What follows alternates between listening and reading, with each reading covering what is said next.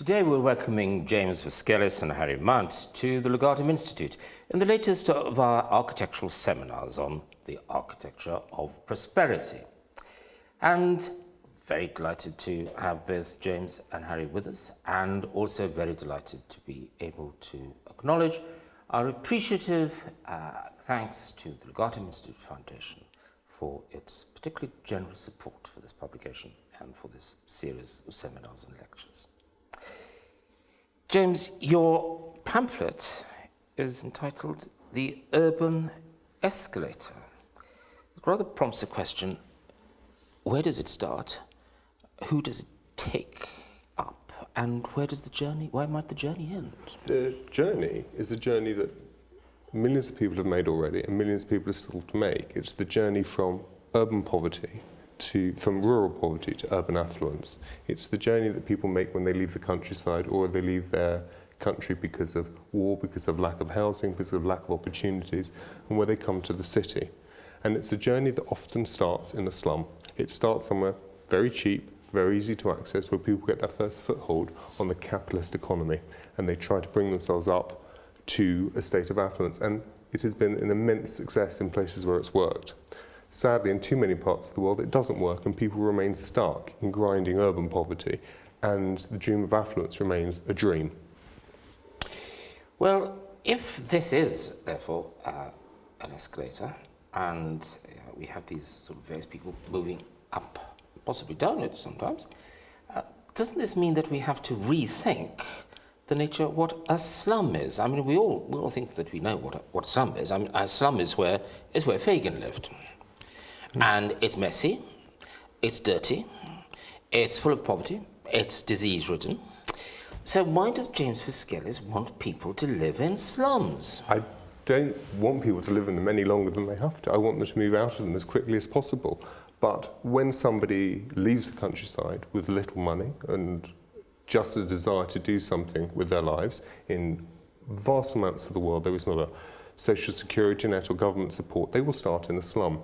And it's my view that by making the slum work is the fastest and quickest route to bring those people to affluence. We can't make them go away. We need to make them do their job properly.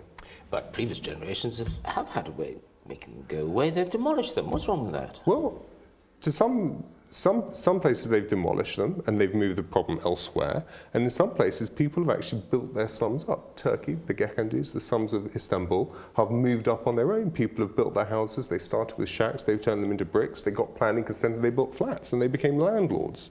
That when people are empowered to make decisions about their life and interact with the urban economy, they can become and often do become very successful, and the neighbourhoods change with them. So is the difference compared to Fischelis' enlarged super slum, place you might want to go to, and our traditional slum, it's a place where people actually own property? They own property, they interact with the capitalist economy, and they get a chance to move out of the slum. Either they move to a new place, as happened with London's East End, with waves of immigrants have passed through it and moved on to more prosperous places, or the slum itself evolves around them. And the world is full of examples like this. New York was chock-a-block with slums 150 years ago, and now it's a prosperous city. Yes, people still go and live there, with the dream that people have had for hundreds of years of making more of their life in the city. But it does happen, and the worst slums are the slums that stop it happening. And you need to be quite rich in order to go and live in Brooklyn these days. Absolutely. Now, Harry Mount, an alternative response to all this urban squalor and stuff is to say, let's have a plan. Let's get in the men with the plans, men from the ministry, and they will have a designed architectural form, and it's a one-size-fits-all, but don't worry about that because we know best. This is utopia, maybe sometimes not quite as well as we want to, but it seems to be a rational, humane, and beautifully designed solution to all that human mess and squalor. What's wrong with that? Well, they are very good ideas, but the problem is, as your question said, that they're planned, and actually man is messy in exactly the same way that slums are messy. So everyone has had these dreams of utopias which do work well to begin with, but they very, very quickly become colonized by the middle classes and upper middle classes. The great example are the garden cities and the garden suburbs of about a century ago, designed to be places for lower working class people to live in. Because they're so beautifully made, they very quickly become colonized by the middle classes and the richer classes. And the idea of planning a new beautiful town for a group of arrivals, as James says, from the country, poor arrivals, will never work. Slums are mobile, very handy, mobile settlements, and you can't declare a new place will remain for one and all time a utopia for the poor arriving rural classes. I mean, previous slums have included Notting Hill, Islington, Shoreditch, all of which we know now are extremely expensive places to live in. So you can't plan a particular area, i.e. utopia, which remains that utopia for a particular new poor arriving class.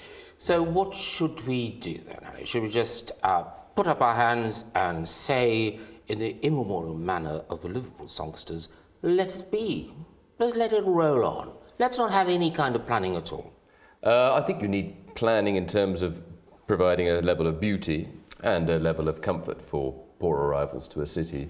And so when you see where those slums develop, by means pour in money to build nice, pretty housing, but don't expect it to remain this permanent area for arrivals, accept that man is messy and fluid, and the places where the rich and the poor and the middle classes will live will constantly be in flux. In flux, therefore. Well, James Fischelis, thank you very much for coming along this afternoon and for writing this wonderful research pamphlet for us, and to Harry Mount for writing his most accomplished, elegant response to the Fischelis thesis, and of course, once again, to the Legatum Institute Foundation for their most generous support of this in the latest of a series of programs that investigate in typical Legatum style the way in which different disciplines come together to illuminate the perennial nature and problems associated with human prosperity. Thank you very much.